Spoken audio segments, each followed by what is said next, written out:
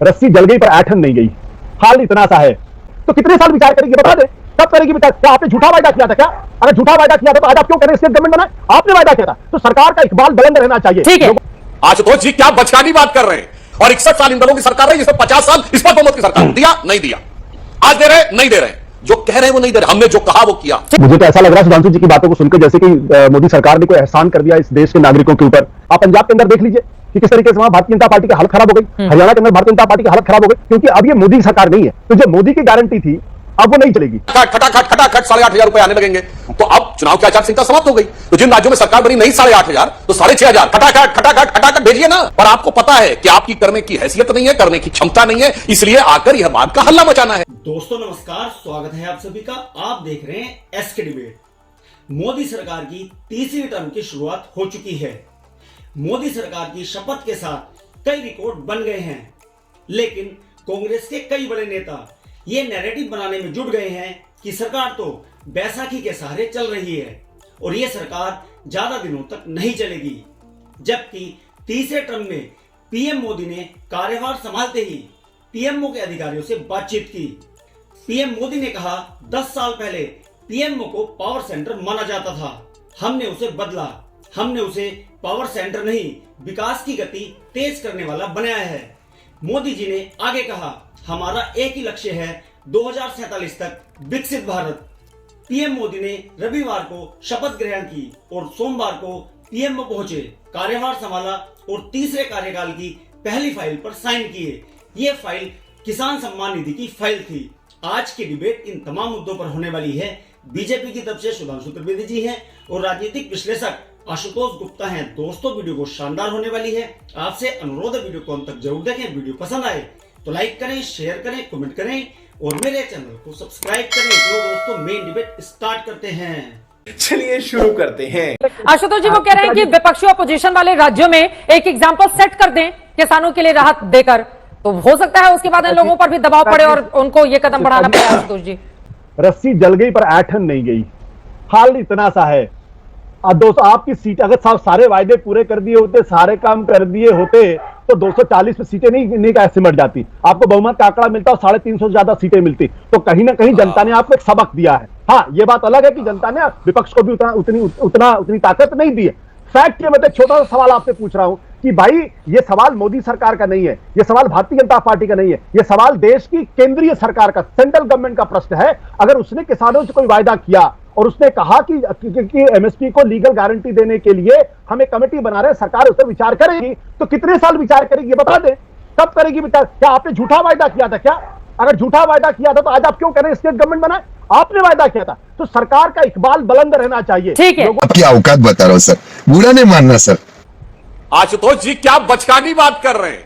ये बात का समर्थन जो दल कर रहे हैं वो सत्ता में रह के नहीं कर रहे हैं।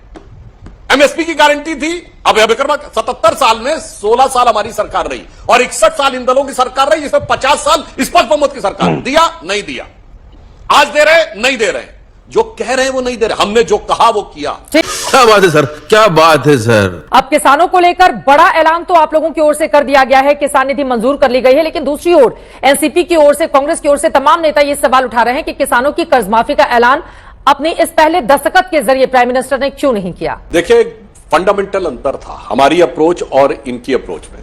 2014 में जब इनकी सरकार गई थी तो 70,000 करोड़ रुपए के किसान कर्ज माफी की बात इन्होंने की थी। अब यह बात बहुत क्लियर है, वो इन्होंने माफ नहीं किया था, वो इंटरिम बजट दिया था, वो पूरा अगले बजट में ले गए थे। अरुण जेटली जी ने जब बजट प्रस्तुत किया था तो उन्होंने कहा था जुलाई में कि अगर वो 70,000 करोड़ हम इसमें दिखा देते तो भारत की स्थिति और खराब दिखती। तो फिर वो अगले कुछ महीने बाद उसको बजट में दिखाया गया। अर्थात ये घोषणा करते हैं, डिलीवरी नहीं करते। मोदी जी के अप्रोच में क्या अंतर था कि किसानों की क्रय शक्ति बढ़ाई जाए। अगर हर गांव में बिजली, सड़क, पानी पहुंचेगी, हर गांव में मोबाइल इंटरनेट पहुंचेगा, हर गांव तक जो मार्केट है उसका प्रभाव पहुंचेगा, तो क्या होगा कि ओवरऑल डेवलपमेंट जब गांव का होगा तो किसान की वास्तविक क्रय शक्ति बढ़ेगी, उसे मकान भी मिलेगा, उसे शौचालय भी मिलेगा, उसे स्टार्टअप में भी सहयोग मिलेगा, उसे मुद्रा योजना भी मिलेगी। इस प्रकार से उसका एक इंटीग्रेटेड डेवलपमेंट यानी समेकित विकास का, जिससे उसके अंदर इनहेरेंट शक्ति आए। जैसे आप ऐसे समझिए कि एक तरीका हो सकता है कि आप अपने शरीर को एक्सरसाइज करके मजबूत करें। एक है भैया बीमार हैं, चलो कोई बात नहीं, पैरासीटामोल खिलाते रहो, पैरासीटामोल खिलाते रहो। ये उस ढंग पे चलना चाहते थे। हमने ग्रामीण क्षेत्र के ओवरऑल विकास और उसमें किसानों को सशक्त किया। एक और उदाहरण देना चाहता हूं, हमने किसान की परिभाषा भी बदली है। हमने क्या किया है कि जो दूध का व्यवसाय करने वाले उनको भी किसान के रूप में मान्यता दी है, जो मछली का व्यवसाय करने वाले उनको भी किसान के रूप में मान्यता दी है, जो चरवाहे उनको भी, ताकि किसान से जुड़ी योजनाओं का उनको भी लाभ मिल सके, क्योंकि ये सब गांव के इकोसिस्टम का हिस्सा है। मुझे तो ऐसा लग रहा है सुधांशु जी की बातों को सुनकर जैसे कि मोदी सरकार ने कोई एहसान कर दिया इस देश के नागरिकों के ऊपर कि हमने ये कर दिया। अरे आप सरकार में आए हैं तो आपका ये काम है करना, आपको करना ही चाहिए, इसमें कौन सी नई बात है। लेकिन किसानों की जो असली मांग है एमएसपी को कानूनी गारंटी पहुंचाने की, वो तो आपने किया नहीं। और ये बात तो जब किसानों के साथ समझौता हुआ था, जब किसान आंदोलन टूटा था, उस वक्त सरकार ने वादा किया था, केंद्र सरकार ने वादा किया था। अब सुधांशु जी ये कह रहे हैं कि राज्य सरकार ये काम करे। अरे भाई जब केंद्र सरकार ने वादा किया तो अपने वायदे पे तो कायम रखिए ना, उस पर तो करिए। अभी भी किसान लगातार आंदोलन पे हैं। आप पंजाब के अंदर देख लीजिए कि किस तरीके से वहां भारतीय जनता पार्टी की हालत खराब हो गई, हरियाणा के अंदर भारतीय जनता पार्टी की हालत खराब हो गई। ये क्या है? एक नंबर का डिब्बा है, डिब्बा। तो मुझे लगता है किसानों की जो असली मांगे हैं उस पर काम होना चाहिए, और वो है एमएसपी को लेके। या तो सरकार दो टूक कह दे कि भाई ये हमारे बस का नहीं, हम इसको नहीं कर सकते, अगर ये करेंगे तो देश का नुकसान होगा। सरकार ये भी नहीं कहती, सरकार वो भी नहीं कहती। आपने वायदे किए, कमेटी बनाई, उसका क्या नतीजा किसी को मालूम नहीं, क्योंकि अब ये मोदी की सरकार नहीं है। चड्ढा समझाओ, इसे समझाओ। अब ये एनडीए की सरकार, ये फर्क है। तो जो मोदी की गारंटी थी अब वो नहीं चलेगी, अब वहां पे एनडीए की गारंटी चलेगी, और एनडीए की गारंटी में तो खींचतान होगा। और एक और जो सहयोगी दल हैं उन्होंने भी कोई मोदी सरकार के ऊपर एहसान नहीं किया, और मोदी सरकार ने भी उन पर किसी तरीके का एहसान नहीं किया। They will have their pound of flash. और राजनीति के अंदर खूब जम के आने वाले दिनों में इस तरीके की बयानबाजियां होंगी, नाराजगी जाहिर की जाएगी। कैसे कैसे लोग रहते हैं यार यहाँ पर। आपने कहा था कि हमारी सरकार बनेगी केंद्र में, और खटाखट 8,500 रुपए आने लगेंगे। तो अब चुनाव की आचार संहिता समाप्त हो गई, तो जिन राज्यों में सरकार बनी नहीं 8,500 तो 6,500 खटाखट भेजिए ना। या ये केवल जुमलेबाजी थी? जैसे हमने किया था, गुजरात का मॉडल करके दिखाया था, तब जनता के सामने कहा था। क्यों नहीं कर्नाटक में दे रहे भाई? एमएसपी लीगल करिए। पंजाब में तो आम आदमी पार्टी की सरकार है, वहीं सबसे ज्यादा डिमांड है। एमएसपी को इलीगल कर दे, बस इसके नीचे नहीं मिलेगा।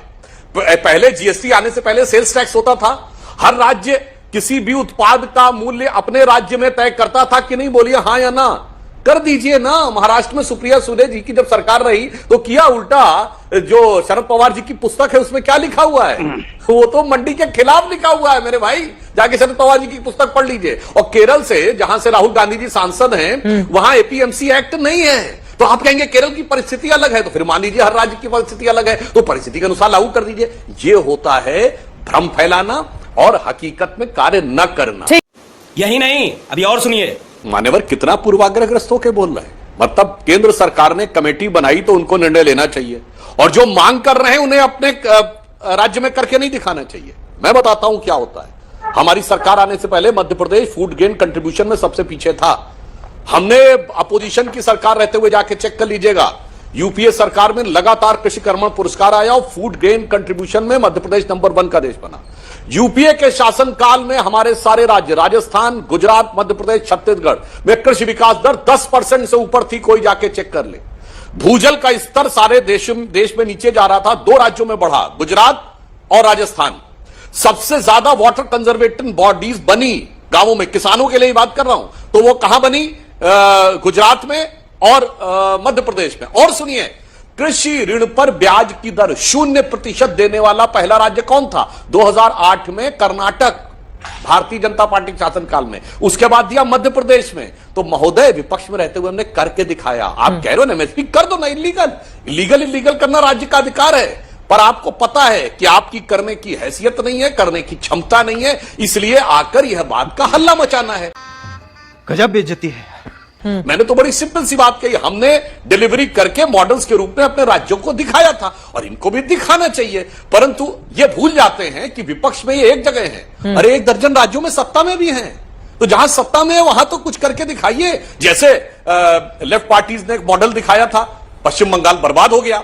लंबे समय तक हम सत्ता में हैं गुजरात में, देखिए क्या विकास और समृद्धि के रास्ते पर गुजरात चला है। तो सब प्रकार के मॉडल देख के जनता तय करती है। बिहार लगातार आरजेडी के शासनकाल में कहां पहुंचा था, लॉ एंड ऑर्डर में हमने दिखाया था। मजा आया। देखा दोस्तों, आपने सुधांशु त्रिवेदी जी और आशुतोष गुप्ता दोनों को सुना। आप किसकी बात से सहमत हैं? दोस्तों, वीडियो को लास्ट तक देखने के लिए दिल से धन्यवाद। और वीडियो के बारे में आपकी क्या राय है कमेंट सेक्शन में कमेंट करके बताएं। और अगर वीडियो पसंद आई हो तो लाइक करें, शेयर करें, कमेंट करें और मेरे चैनल को सब्सक्राइब करें। तो दोस्तों, मिलते हैं अगली वीडियो में। जय हिंद, वंदे मातरम, जय श्री राम।